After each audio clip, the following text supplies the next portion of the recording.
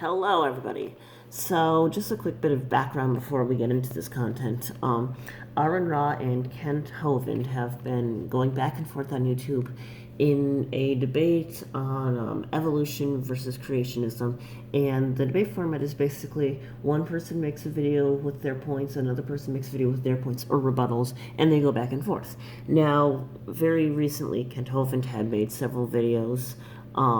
However, he deleted them from his YouTube, not before Aron put them up on his YouTube channel, and I was watching one of the rebuttal videos, and there was a statement or a 14-minute rant by Kent about how butterflies are not a type of moth, and I figured I'd respond to that. So we're going to show the original clip as well as my interjections.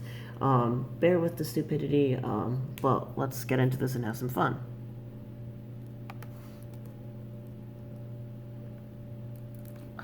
Moths. Oh, now hold on just a minute. Here's what happens with your raw rat run. You go on to 50 different topics and use all these big words, and it's real nice to have a pause button so that people can understand. This is what professors do to their students all day. Butterflies and moths are not big words. Lepidoptera, Papilionidae, Papilionoidea, Noctuidae, those are big words, but not butterfly and moth. The students can frantically take notes and keep up. They don't have time to ask any questions. And by the time they're ready to ask a question, they're on to 40 more topics. So butterflies are modified moths. Well, let's talk about that just for a minute. Let's see, Bill, good to have you here, Jim. Let's see, Alt-DV. I think I got it. Yeah. To answer your question, you said butterflies are modified moths. No, Mr. Nelson, they are not.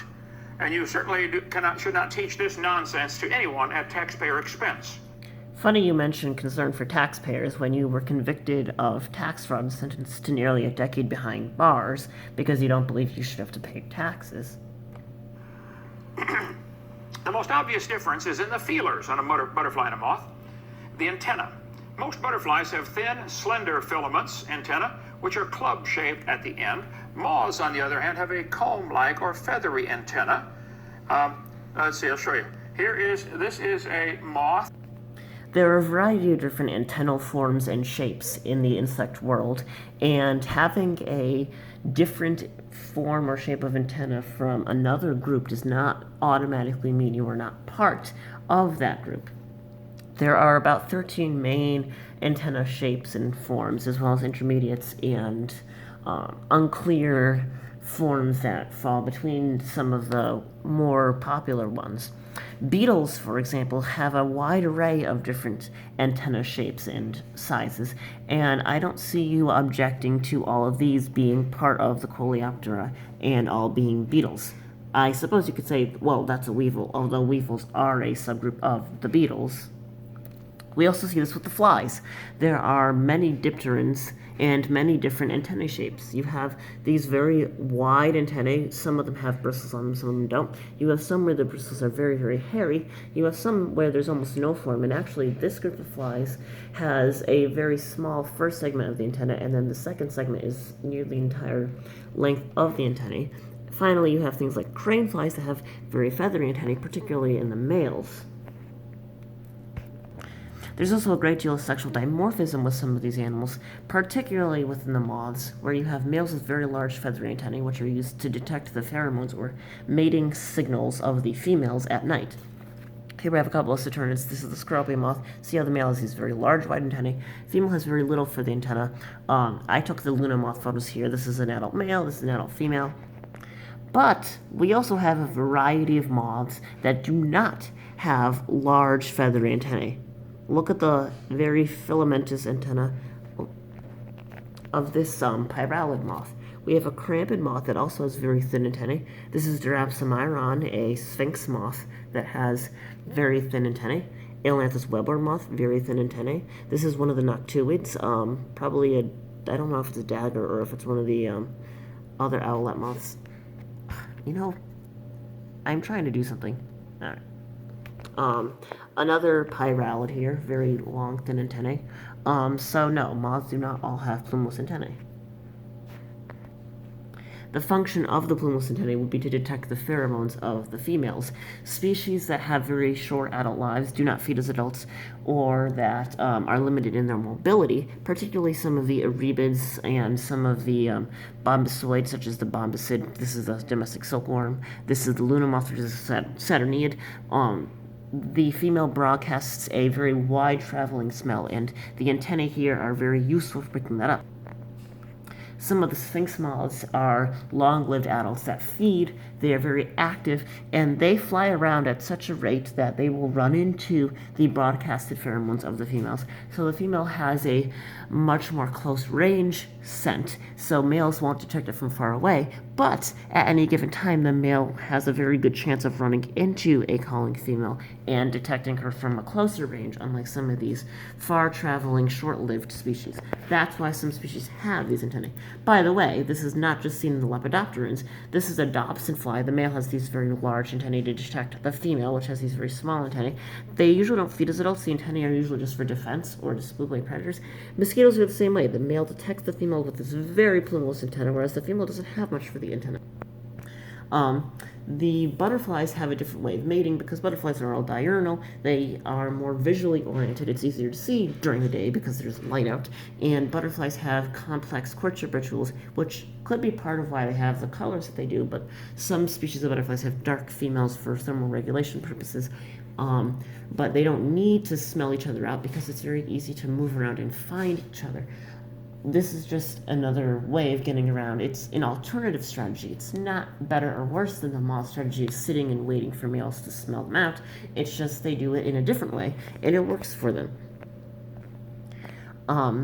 If we see various dogs, like the Labradoodle and the Papillon, this is a beagle.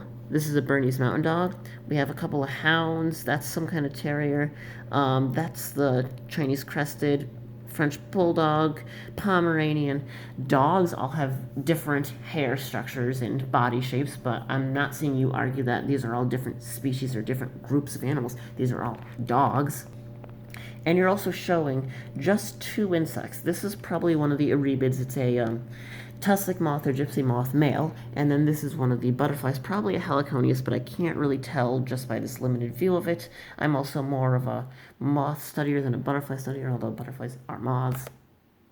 Okay, their antennae are very different. Butterflies are not modified moths.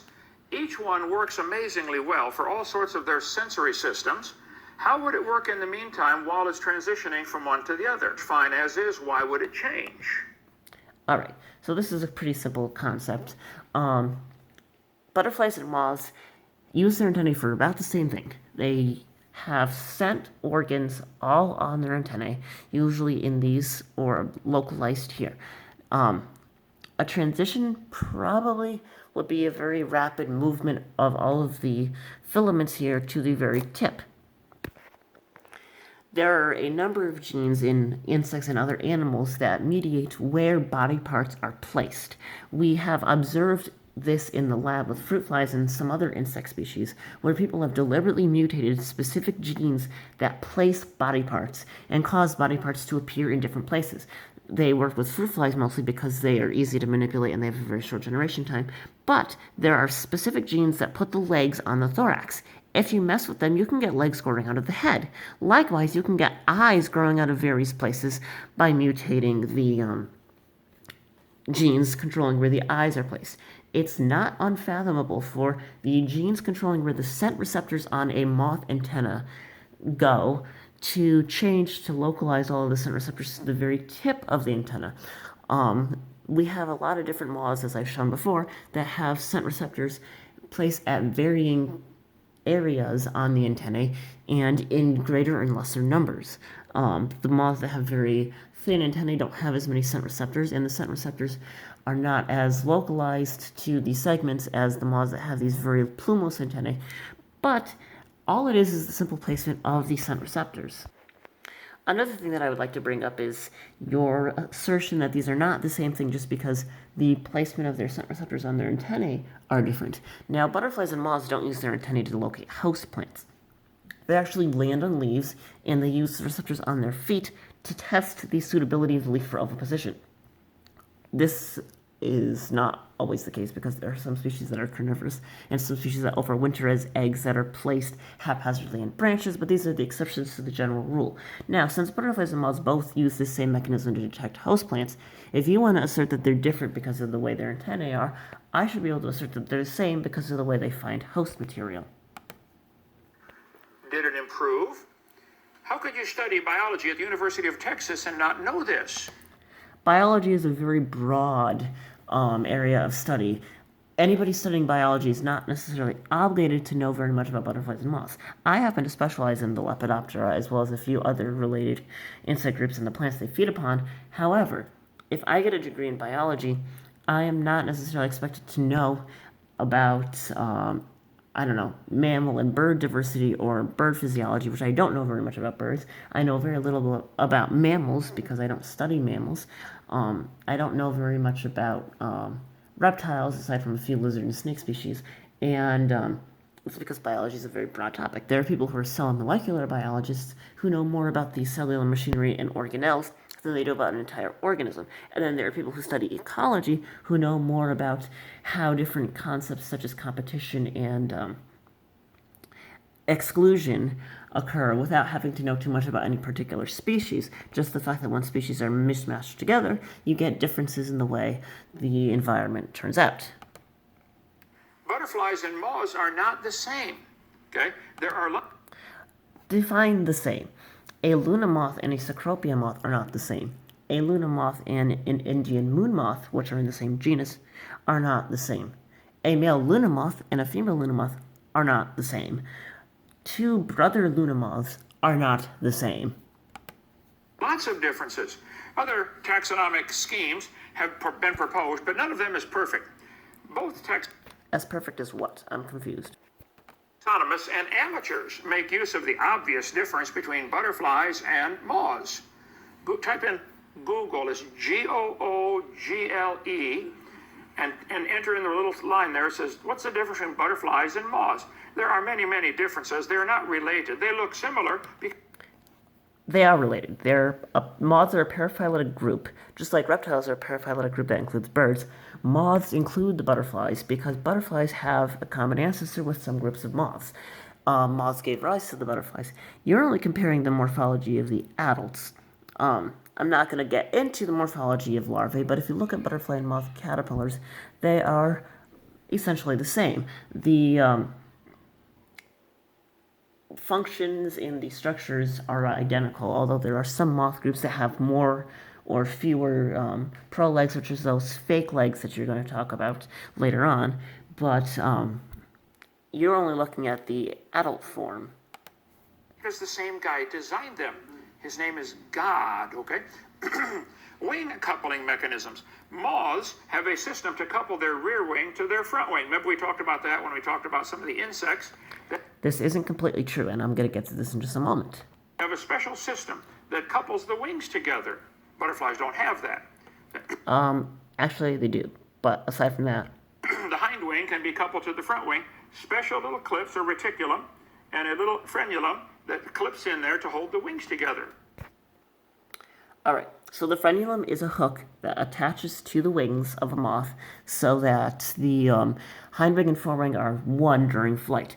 It has been seen in butterflies, and it does lack in some groups of moths. The Lasiocampidae, our tent caterpillar and lappet moths are an example. They lack a frenulum.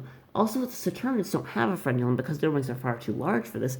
Instead, they have a series of small hooks that almost act as Velcro on the hind wing and the bottom of the forewing so that the hind and forewing can just stick together during flight. We also have species that are brachyopterous, where the wings are reduced or non-functional. This is a winter moth. The female doesn't have very large wings because she doesn't need to fly. A lot of tussock moths make wings, but they don't make wing muscles because it takes too much energy to make the muscles for flight, when all you have to do is lay your eggs where you're sitting on your cocoon, and then the hatchling larvae will disperse. This is a species that feeds so early in the year that there's really no need for the larvae to disperse. So Brachyoptery is not accounted for by Mr. Hovind.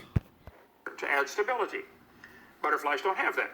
How long would it take for that to evolve? And if it did change from a moth to a butterfly, that's losing something, not gaining something. Okay, so basically, evolution is just the change in allele frequency over time. It usually occurs at the population level. This is how we describe it. And your inability to conceptualize how this could have happened is not evidence against the evolutionary theory. It's only evidence for your inability to comprehend or your unwillingness to comprehend how this sort of stuff works. The other thing is that you say that it's losing instead of gaining, as if there's some goal of evolution for something to be the most maximal or to have the most upgrades. This is not sadly how it works. One of the things that can happen in evolution is the loss of a trait, and there are good reasons to lose a trait, particularly if it's a trait that you do not need. For example, tropical plants are oftentimes not cold hardy. Also, plants that live in very wet areas have lost any ability to prevent water loss. Why? Because the mechanisms behind resistance to certain environmental conditions, in this instance, water loss, are expensive. It takes energy to produce the molecules and the structures that reduce water loss. And if you're in an area where water loss is not a problem, it makes more sense to not have these mechanisms. Getting rid of them allows you to put more of your energy into reproduction. And how this works on a population level is the individuals that do not invest their energy into things they do not need are putting more of their energy into reproducing, which means they are producing more offspring and taking up a larger proportion of the gene pool. And over time, you have all individuals, or most individuals, who cannot tolerate a condition they're not going to encounter. So losing something is not necessarily a bad thing. Losing something saves you a lot of time, hassle, and energy, which you can then use to produce more young, which is basically how populations evolve. You have differences in reproductive success of different groups, and the groups that are the most successful at reproducing, which are oftentimes the groups that are putting as much energy as they possibly can into reproducing, are going to take up the largest proportion of the gene pool, which is how evolution occurs. A moth and a butterfly can sure look alike, but they both belong to the same insect family. Remember, it's kingdom, order, family. Lepidoptera is an order, not a family. You really should learn this. If you're going to debate established science, taxonomy, evolution, and whatnot, you really should know what you're up against, and you should really be familiar with the basics, at least.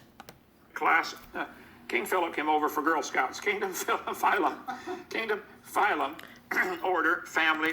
By the way, since I'm filming over a video that somebody else made, I do not know why the video has this relatively long pause to it. I apologize for this.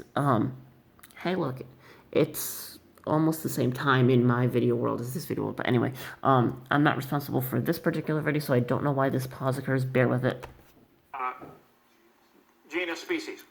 So they look similar, but they're not the same, okay? The Grand Marquis looks similar to the Chevy Caprice. They're not the same, okay? There are a few differences to look for so you can tell them apart. Butterflies usually rest with their wings closed. Moths rest with their wings open. This is a relatively superficial difference. Also, if you've ever watched moths emerge from their pupae, you will notice that at first the wings are always held closed until the wings are fully hardened so they can support being wide open.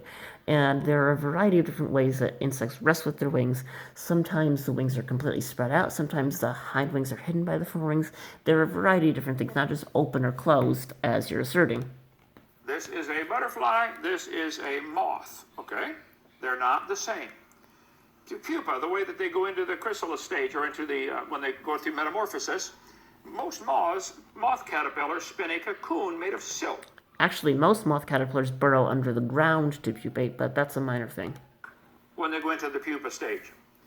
Most butterflies, on the other hand, form an exposed pupa called a chrysalis. So the butterfly forms a chrysalis, which is hard. There's the butterfly forming a chrysalis. The moths form a cocoon. This is still an exposed pupa in all of these instances. Also, a lot of tiger moths, hey, I think that's a giraffe. Anyway, a lot of tiger moths form exposed pupae since they are protected by alkaloids and other nasty compounds from their host plants. They don't have to worry about something eating them. They're not the same, Mr. Nelson, okay? And you can't, for you to just glibly say butterflies are modified moths, that's the kind of stuff students have to hear all day long, and it's just not true. You don't know your moth and butterfly anatomy. But I do, and I think you're full of crap. Color of the wings is different. Butterflies have most butterflies have bright colors on their wings. Nocturnal moths, on the other hand, are usually plain brown, gray, white, or black, and often with an obscuring... Now, you're not going to read this part. However, day-flying moths are brightly colored, and I'm going to get to that in a moment. Pattern, zigzags, or swirls will help camouflage them as they fly during the day. So here is a butterfly, okay? Greek butterfly. Some butterfly wings are clear. They can see through them. Here is a hummingbird hawk moth, which has clear wings. Here are your very drab, ugly butterfly species. Some very colorful moths. Not all of these are day flying, although this is a diurnal moth native to Madagascar. A lot of tiger moths fly at night. This is a buck moth where the males fly during the day. Speaking of males flying during the day, a lot of day-flying saturn moths, such as the anisota here, which is an oakworm moth, almost mimics a bumblebee in flight, so that the male is not disturbed as he goes looking for the female in the early morning hours. That's pretty cool. Yeah, okay. Butterflies have beautiful bright colored wings. The monarch butterfly and the chrysalis goes through the stages there. And you can study butterflies. They are not the same as moths. And for you to just glibly say that is silly. Get a magnifying glass and look real close at a butterfly's wings and the amazing scale pattern. You actually need a microscope to see in that detail, but go on. That's what you see under a magnifying glass or a microscope like we have right here. And you want me to believe this evolved by chance from an explosion of nothing? You're getting a little bit off task here. The Big Bang is a separate idea from the theory of evolution, and the theory of evolution is a separate idea from abiogenesis, which is the current theory which has some evidence based on our predictions of what an early Earth atmosphere would have looked like, and the Miller-Urey experiment in which chemicals were put together under specific conditions that we believe were early Earth conditions and formed the precursor molecules to cell proteins. But aside from that, the Big Bang and all of the things that entail that are not related to how a butterfly came from a moth. So please do not try and use your incredulity about one theory to disprove the well-supported processes of another. At the end, you're going to say, we don't believe they came from nothing. Well, then you don't believe your science textbooks, because they all teach we came from nothing. Keep in mind, a lot of people who do science are not relying on science textbooks that students don't read the entirety of in the first place to form their hypotheses, opinions, and study. We are usually looking at literature on, very soundly orchestrated theories, hypotheses, and other observations to observe, understand, and study the natural world. You think this amazing design and pattern and the way each little tiny scale attaches into the wing is mind-boggling. And some of them form pretty cool patterns. A, B, C, D, E, F, all the letters of the alphabet and the numbers found on butterfly wings. Who'd have thunk it? God speaks English, I guess. Actually, this is the Latin alphabet, which is used by a variety of languages, including English, Spanish, Italian, German, French, and many others. Okay. But the textbook says 18 or 20 billion years ago, all the matter in the universe, that will mean all the butterflies and all the moths, and you, Mr. Nelson. This is a textbook from 1992. This textbook is almost 30 years old. You might want to stick with a more current understanding of the Big Bang and physics. Now, I'm not a physicist and I don't know too much about the Big Bang Theory because I studied biology. Again, I'm not going to lie. The other thing is you're asking Aron, who does a lot of paleontology and other biology stuff, to explain to you cosmic theories that he's not necessarily obligated or expected to know very much about because, again, his specialty is biology. It would basically be like you calling up your baker, from a bake shop and saying, hey, how do I fix my broken pipe? And then being mad at bakers for not knowing how to fix pipes, even though their job is to bake delicious desserts and other foods for you rather than fix your pipes. Was concentrated into one very hot, very Again, I don't know dense why this region pause that may have been occurs. smaller than a period on. Can you imagine Aron being smaller than a period on a page? I will refrain from the obvious comments I could make, okay? Butterflies have a phenomenal anatomy. Study them for a while. The anatomy of butterflies and moths are almost completely identical. They have the same body sections, the same features, appendages, whatnot. The coloration, shape, and arrangement of some of them are a little bit different, but they have the same overall body plan. Just the beak, just the nose, the proboscis, if you cut it in half, it's little tiny tubes. So they can suck in and out and they can roll the thing up. Not all moth groups have this. There are a few primitive moths that have chewing mandibles still, but let's get on with it. It's phenomenal. Their own little proboscis, retractable straw that they can actually steer the thing and go into the flower. Park on the flower and stick it in this one and go stick it in that one. They can. Not all butterflies and moths feed upon flowers. There are many species that feed on the juices from fruits, carrion, tree sap running, as well as dung and mud. It's well documented. Flower nectar is mostly just sugar, and some species require more than just sugar, such as different vitamins, mineral salts, and other materials that are not found in flowers. Please do your research. And as long as their body. So all that stuff was in a dot smaller than a period on a page. Their eyeballs are mind-boggling. They'll have like 2,000 lenses. And all this came by chance from an explosion of nothing. This one has 12,000 eyes. A butterfly sees you through 12,000 eyes. Butterfly is one of the most beautiful creatures in the world with more than 15,000 species of This is a very subjective opinion. I would rather you stick with objective facts. If you're trying to assert that butterflies are not a type of moth, you have to give some kind of evidence for this. You're not doing that. You're simply saying, I can't fathom how this is actually the case, so it can't be the case. You're not the authority on this. You haven't done your research. Butterflies. They have an eye that you could probably study the rest of your life. It's mind-boggling in my humble, totally unbiased opinion. So, the caterpillar makes a chrysalis, slowly turns into a butterfly inside. Define slowly. Some species spend merely a few days as pupae, whereas other species can take years before they even begin to develop or actually emerge. Again, we have to think of the different species and the fact that there are nearly 250,000 lepidopterans that we know of, and this is mostly the macrolepidopterans that we can see with, a reasonably high level of reliability. There are plenty of microleps, which is a very confusing term, I know, but there are plenty of species that we have yet to describe because they live within leaf veins of plants. That's how tiny they are. He starts off, no wings, his whole body goes in here and dissolves, and then all... Nope, not how it happens.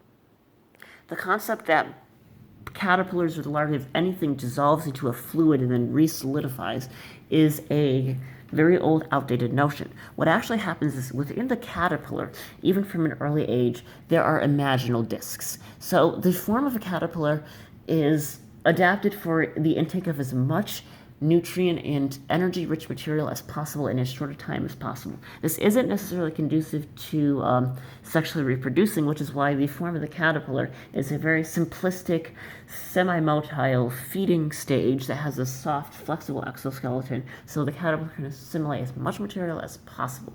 What happens inside the body, however, there are groups of cells called imaginal discs. You can see some really cool microscopy images of these. And the adult structures, such as the feeding structures, the wings, the genitalia, and some of the other parts of the adult, are within the caterpillar. However, they are these dormant buds, if you will. And the caterpillar builds up a variety of lipid and muscle reserves that will fuel fat burns into energy, and the caterpillar's goal is just to accumulate enough fat to become a pupa that forms the fat to make the discs grow. Okay, basically the law of conservation of mass says that you can't create or destroy mass, you can only convert it. So the caterpillar basically gets all the material it needs to become an adult and then uses it to become that adult. It just converts the material into adult cells. It's not a dissolving and then reassembling. It's the discs that were there in the first place just grow into their final form. All the molecules come back together into a butterfly. He They were never really apart to begin with. didn't have any wings before. He had a whole bunch of legs, and now he's only got 6. Didn't have the proboscis. He always had 6 true legs, technically. The pseudopods or prolegs are structures that just have these crochets and other materials to allow the caterpillar to walk and grab things, but they're not actually legs. Just before, now he's got a proboscis. Where did this information come from? First of all, not all species have proboscises, but go on. How did it live while it was in the chrysalis stage? And then they fly from Canada to Mexico, like millions and millions and millions of them. That's a long flight from Canada to Mexico. You're starting to get a little bit off topic here. The ability to, first of all, the ability to fly at all, let alone the ability to fly to Mexico, it means they got to go from English to Spanish. They'll know 2 languages, these butterflies do. They go down there and land on the trees by the millions. I mean, they completely cover the trees down there. A friend of mine was a missionary down there in the spot where they land every winter. He said it just covers the trees. Look at this. That's butterflies. That's one species of butterfly in one small group. Well, it's actually the largest family, the Nymphalidae, but you're describing one butterfly that does one thing, as opposed to butterflies as their entirety. Butterflies. Butterflies are not modified moths. Stop teaching something that dumb to anybody, okay? What do you propose teaching then? The structure of their body is different. Moths tend to have a stout and hairy or furry-looking body. Butterflies, on the other hand, have slender and smoother abdomens. I will also refrain from the obvious comments I could make there, okay? These are several moths, all within the Geometridae, keep in mind, that have very skinny bodies. There are many groups of moths that have very small, slender bodies. The large, fat moths are stereotypical, commonly seen or abundant moths. However, not all moths have this feature. Short and hairy or smooth and slender, okay. Moths are not the same as butterflies. They have very different scales, period. Very different antennae. Have you looked at the wing scales of butterflies and moths under a microscope? I would like how you know that butterfly and moth wing scales differ. He said there are nearly 250,000 lepidopterans. That would be the moth and butterfly family. Order, not family.